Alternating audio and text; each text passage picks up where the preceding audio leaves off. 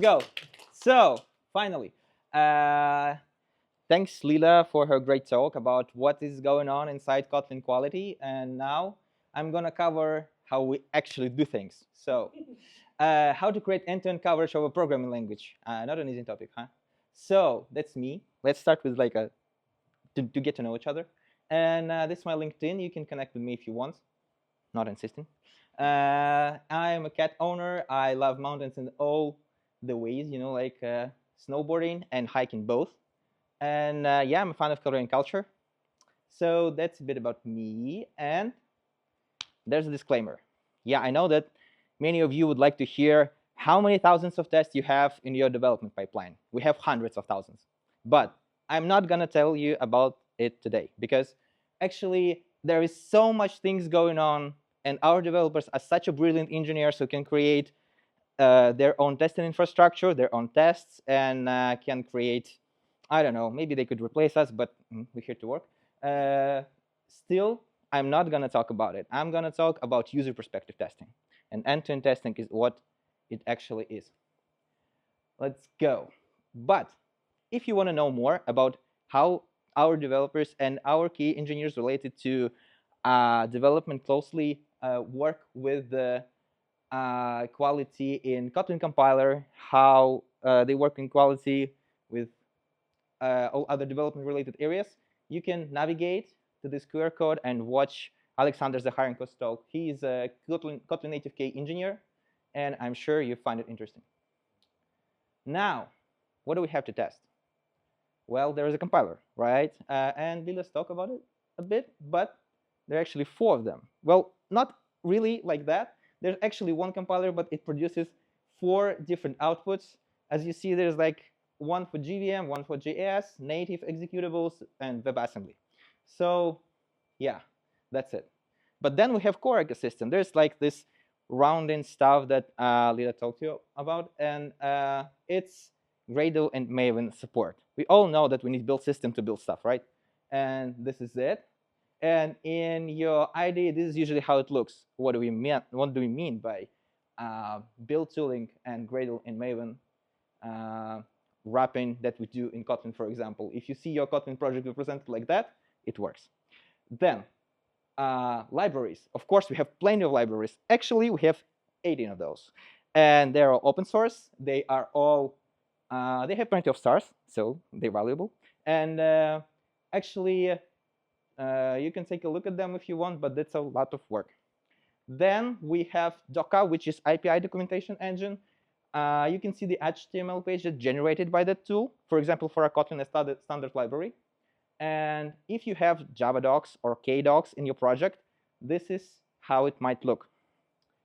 Then we have the IDE plugin, because everybody works in IDE, actually. And by IDE plugin, I mean endless number of features related to Kotlin. We have project widgets. This is how it looks like. We have navigation. For example, you see the string. So we want to navigate to standard library. Here we are. That's the feature. Then we have a quick fix. It's actually irrelevant here, right? We can remove it easily and nothing changes because it's Kotlin. It's a smart language. It can calculate this type for you. We have refactoring. For example, when we can extract some kind of code in a function, that's also a feature of IDE. Then we have all of that wrapped in something that I call Kotlin as a platform. And then we have more. We have ecosystem. And we have Kotlin for data science. It looks like this. So basically, you have something like Python notebooks, if you know what I'm talking about. So it's a way of working with data. And there's like scripts in little executable blocks that you can do. And this is the example written in Kotlin, and it works. So Kotlin is really well known for its syntaxes and for its cohesiveness. So this is actually nice, but it introduces, as you see, plenty of new UI and plenty of new features under it. And there are frameworks. If you ever work with backend, you know about Spring, of course, but there's also a Cater, for example, the stuff we do inside JetBrains. And Cater has also features in IDE, like this. yeah, it looks simple, but they're actually harder features. I just wanted to spare you time on looking at that. And there are also wizards and other stuff that is brought along with Cater. Then we have Compose Multiplatform. Lilia shed a bit of light about what it is. In short, you can create UI once, but in multiple platforms. And it could be mobile platforms, web, or desktop. In web, for example, it works with WebAssembly, which is great. And everything can be done within the same framework. Now, yeah, this is usually how I feel when I came to work and like open my Slack and like, which chat should I open today out of tens of stuff I need to look up? But let's rewind a little bit. In 2020, it all started with pre-release testing. It was quite simple. So it was about testing user scenarios manually in the IDE. So for example, you have Kotlin Java project. It's actually one of the most common setup. There are also like Spring project, yeah, or any other multi-platform kind of project. And we wanted it to be presented by the way users actually work and what we try to deliver to them and what they use. So we tried to rebuild those projects and tested them manually every time before the release. And how did we end up automating things? Well, because it was slow. Manually test things is slow, even if it's like the same stuff before release. So we have one Kotlin version. We have three simultaneously. We have three IDE versions that are releasing at the same time with patches or new versions. And we have around 20 scenarios that we need to go through. So we end up with 60 manual user runs and different configurations. Well, that's not all. So like all those scenarios is around 30 minutes to go through, because if you engineer, you like wait for indexing, then you wait for build, then you wait for running, then you like need to compare all the results. It should match everything in the checklist. Yeah, it takes time. And in the end, that takes like the whole week. And this is only if you're a persistent engineer who like doesn't distract yourself with Duolingo notifications. And no, we aren't. And what if we scale even a bit? For example, Android Studio, Fleet, any other IDE? Or do we want to, for example, improve our release cadence for Kotlin? And now I want to release two versions, like patches for one and the next one at the same time. We're doomed. So the automation became an answer. After some amount of work, it all went down to 1 hour to run all tests in parallel and receive the result of the testing. So for example, if you have the result for a specific build nightly, then you like have the change from the developer, and you're like, okay, I need to retest it.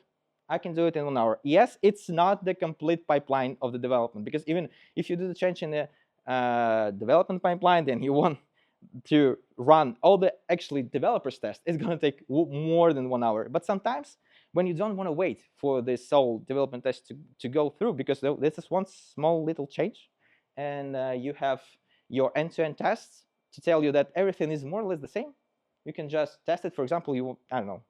Yeah, that was not even a change in the compiler or in build tools. It was change in how we release stuff.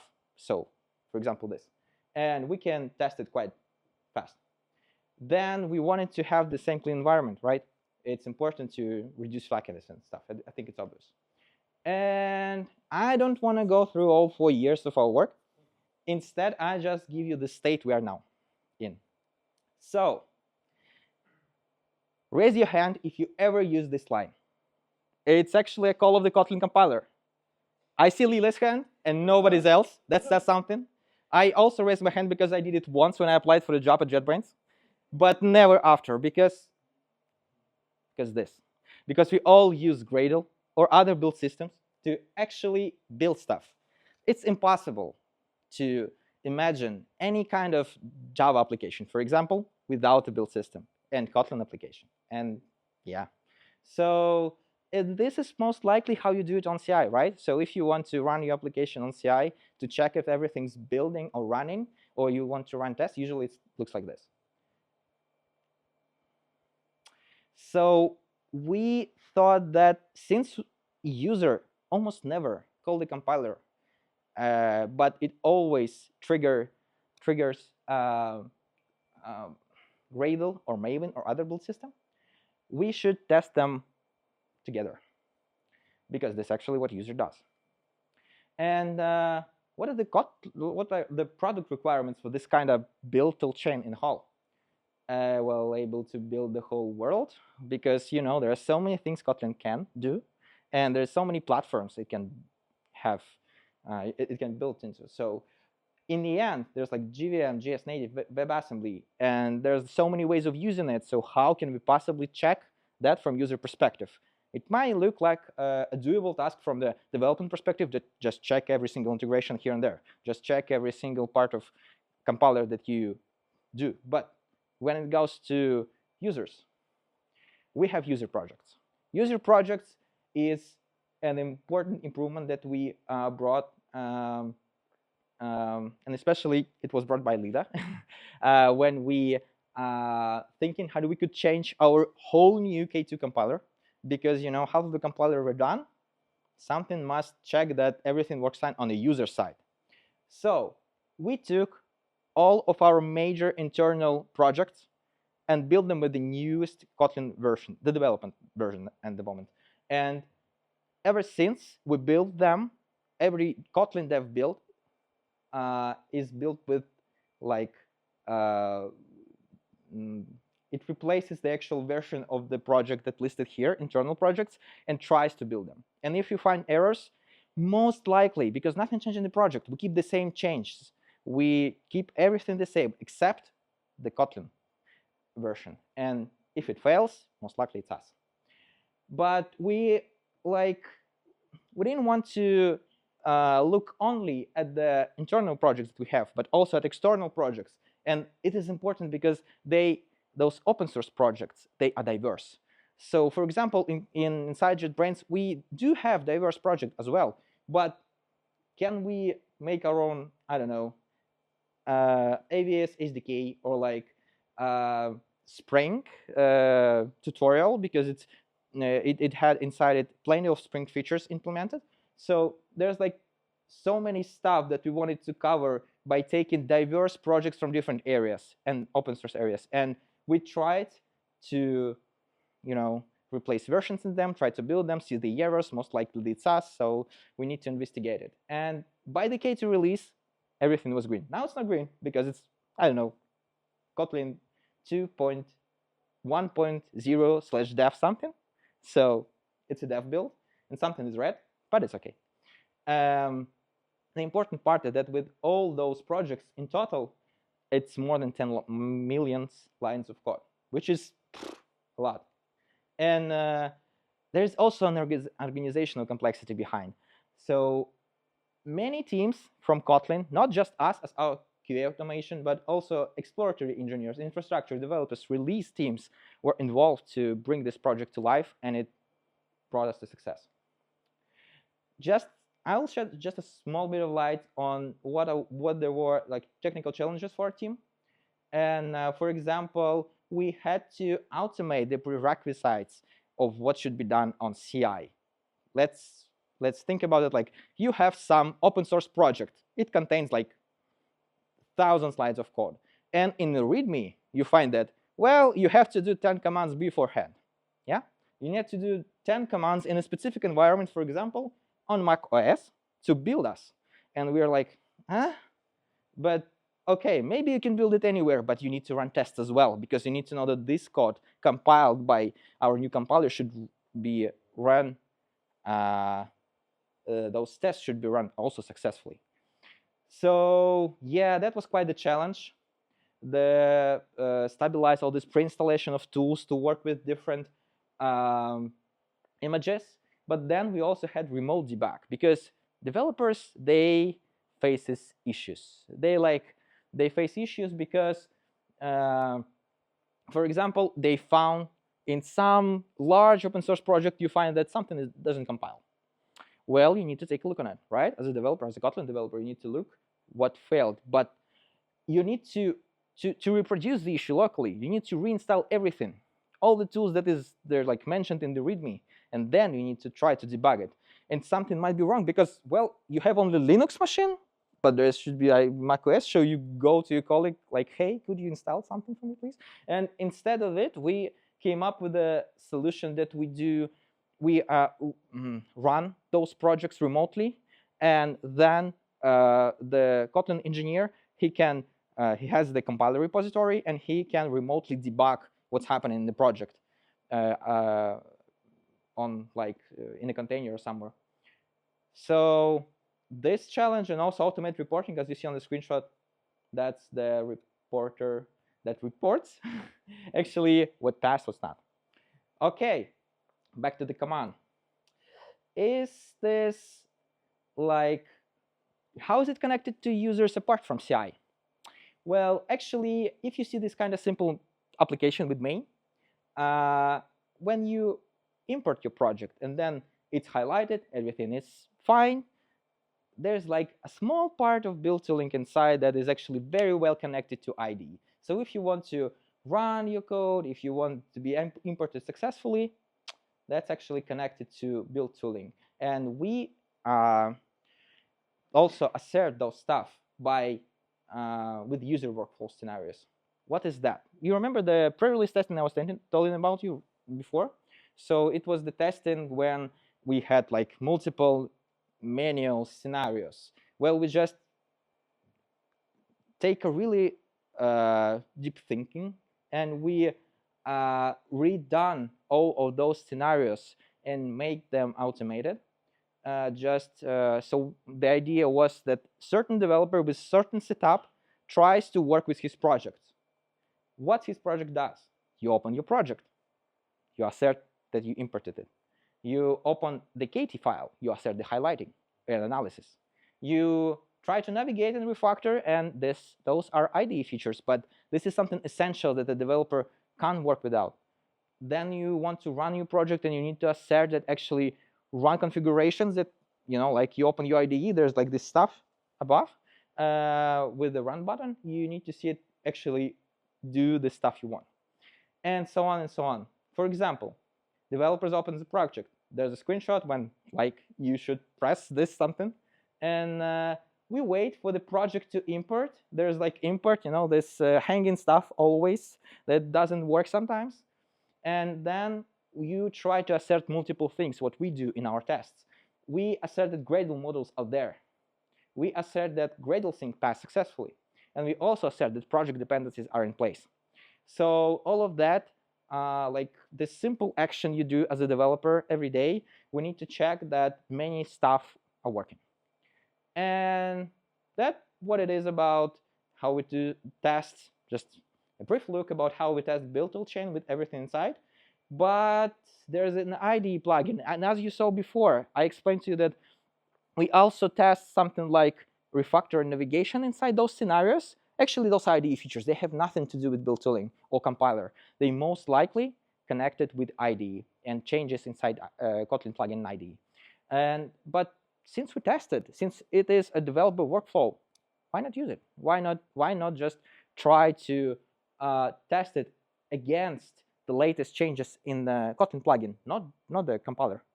And there are two actually different release cycles here. So as you see, Kotlin releases from 1.9 to 2.0 with some versions in between. And IntelliJ, it releases from 2.4.2 to 2.4.3. So we have two testing objects. One is the Kotlin IDE plugin. Another is Kotlin build tooling version and compiler version. And we try to use the same scenarios to cover both. So what is not cool? Well, we need to do we need to multiply our site configurations by 2, right? So we need 2 times more configurations. But what is cool, that it is easy to identify the root cause, because you know that, oh, if I have the same scenarios and I run them, for example, against latest version of IDE plugin, and it failed. But it didn't fail on the side of the same exact scenario versus build tooling with the stable IDE version. It says something. So it's easier to identify the root cause, but also we can use the same scenarios as quality gates for different releases. And different release engineers and actually different teams and products can decide, we are ready to go with these features, ready to go with these issues or not. And that's actually a cool benefit.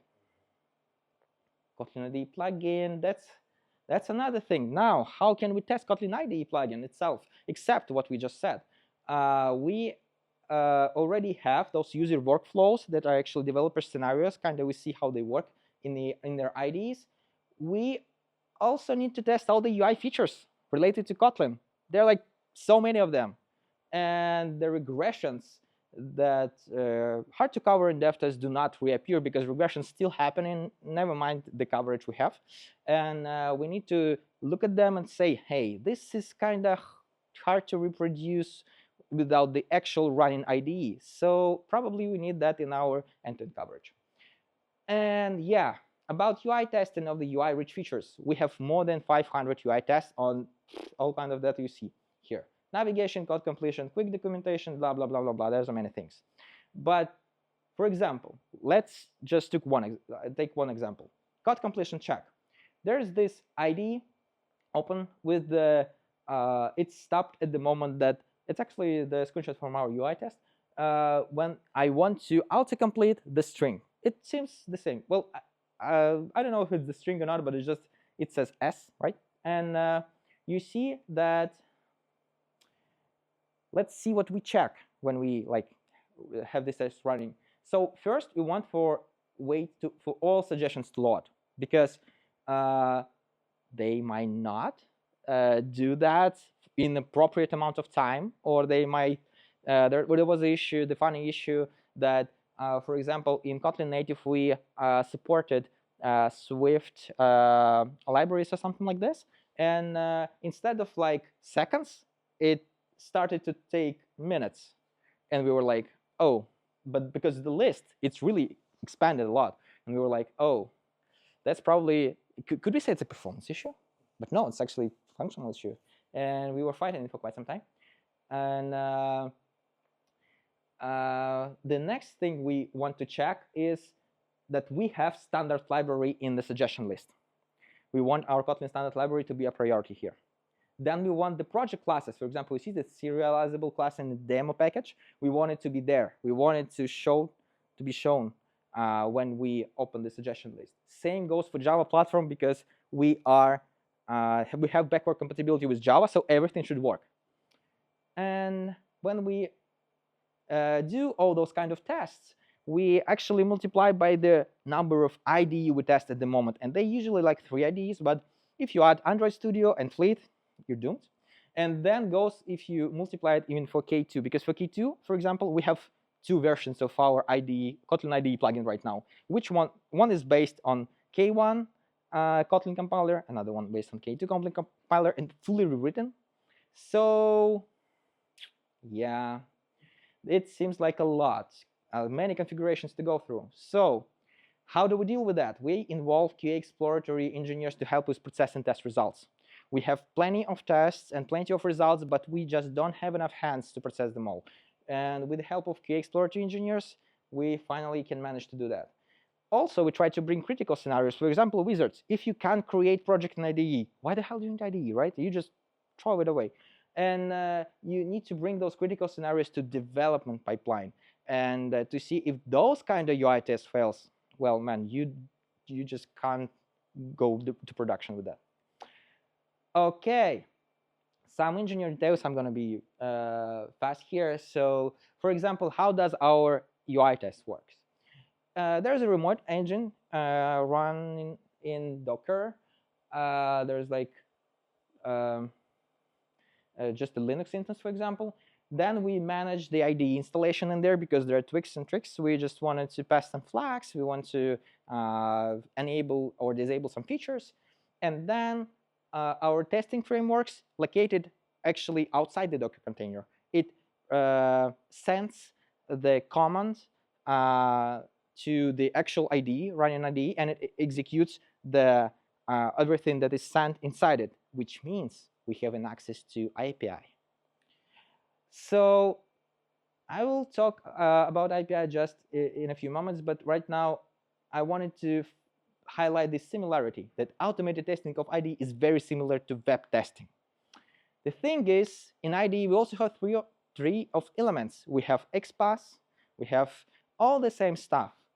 So we basically write page objects on the test side to cover that, and then use fixtures, and nothing really changes, except this is a client application with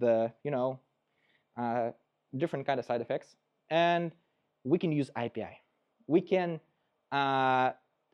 run something in IDE that user can't, but we can, because sometimes we want to reach to a certain state to do the test faster, to make them more stable.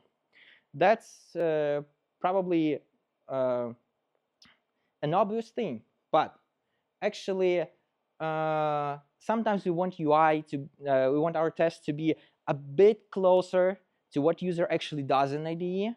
So we still do some things not via API, but via actual commands, user commands. For example, type text in the editor. We can do it via API. There's no issue with that. But what if, while you write the text, some pop-up I know shows, and you, I don't know, in that moment you can't type anything, or like it chose some kind of thing that you didn't want to choose. So there are some bugs that could happen while you just use UI in that way, and so we still do many features, like to just not only assert those, but going through them with UI actions. And unfortunately, sometimes it does affect stability, but that's what it is. Whew, you are almost there. Yeah. The rest is like the Kotlin ecosystem, like almost the same amount we had before. And what it is like, the Kotlin notebooks is the whole new UI. You probably saw that stuff, but that's actually just a tiny piece of the functionality Kotlin notebooks brings. Not just tables, but also charts, but also computations. Also the different way to work with the elements of code. They are now closed elements of code, not like the scroll you have when opening your IDE. And we also, for example, with Ktor, we have new project wizards and some new UI features that I showed. With Compose multi-platform, we have so many stuff. We have things running on Android and iOS simulators. Even though it happened, like when we, because we have Kotlin native already, but still, in Compose multi-platform, you have to verify, for example, that the UI elements are the same on both platforms, or like that working in different IDEs with this code is like all the featuring is there. So how can we assert all of this? Actually using almost, or like not almost, but the exact same approaches. User projects. We can just add user project if you want to build toolchain side with all those new areas that are coming from the product. And UI test for the rich UI functionality, it stays the same, like the same method, but to check with the the extra complexity of CI setup and everything, still this. And user workflows with ecosystem requirements. So we just add more new developers paths or workflows to see that their experience is not affected by the changes we make.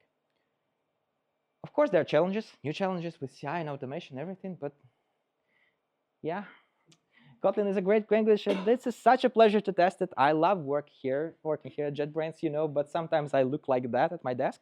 But it's me, and I don't code much lately, but I see my colleagues who does.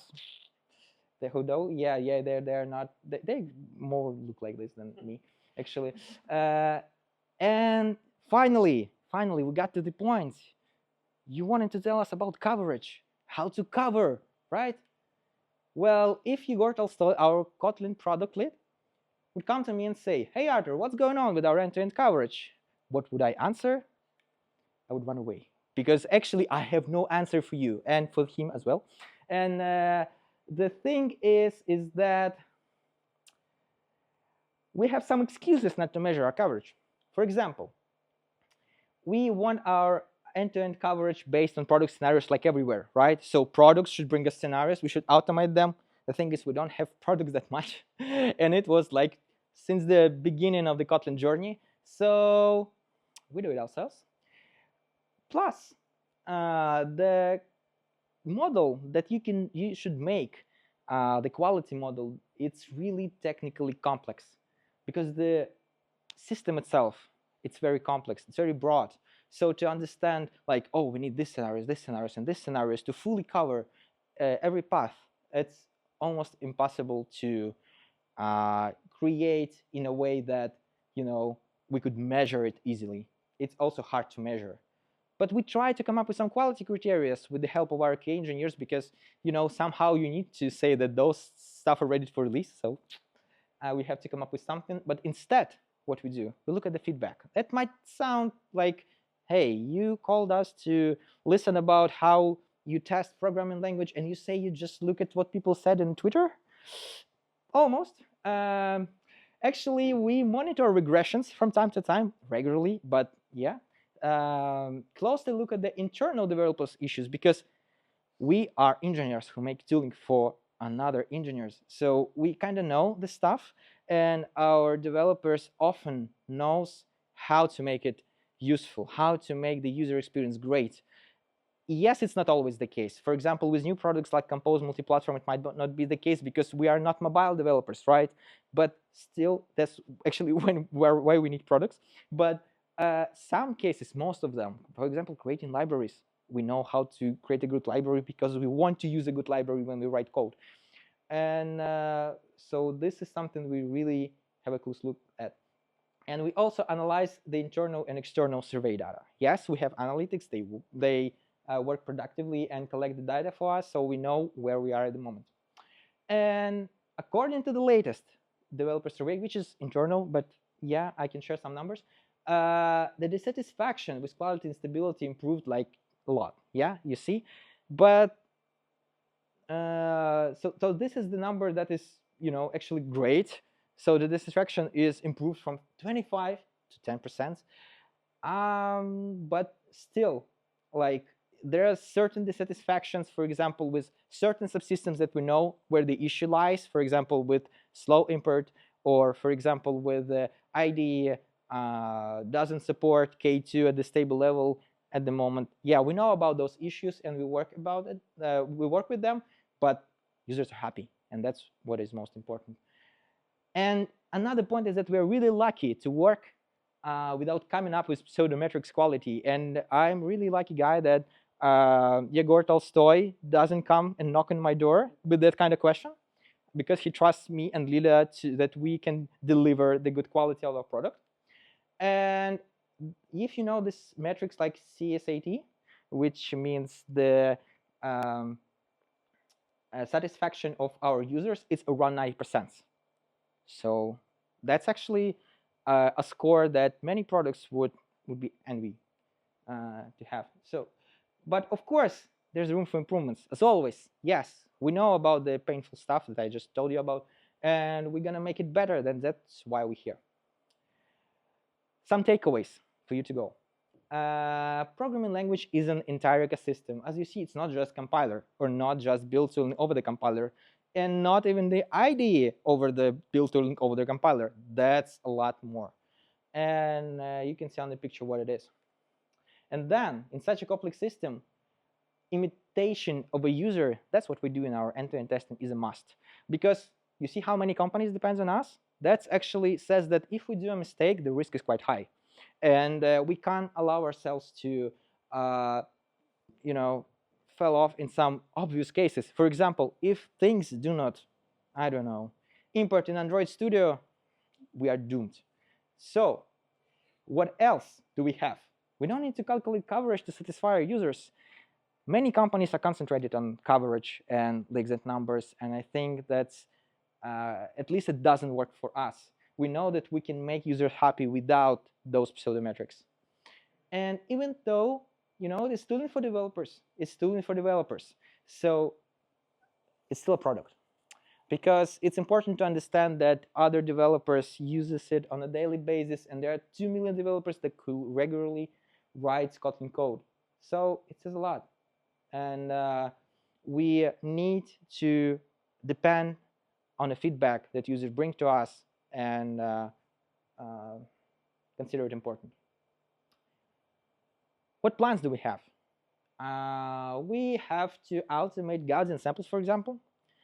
We have moved our critical scenarios to development pipeline. That's what I told you about. We have actually more new areas to cover, as always, and we are hiring. So if you're interested, that's the time to join the team. We have vacancies, open positions in support, QA, and development, of course, and product management. Please, we need you so much. Please come to us. And there's something behind the scenes that I can't tell you about, because actually that would take you another hour of your time, and I don't want to take even more of your time that I already did. So next time, I might talk about maintenance and technical complexity of what we have. There are plenty of stuff inside. Collaboration with QA exploratory, how it works in a process-wise way. And mitigation of product risks, because product risks are stuff that are always there. And how do we think? How do we shift left as QAs? That's a big topic as well. So that's it. Thank you so much. And again, we are hiring and connecting on LinkedIn. It was nice seeing you here. Any questions? Oh. Yeah, let's go.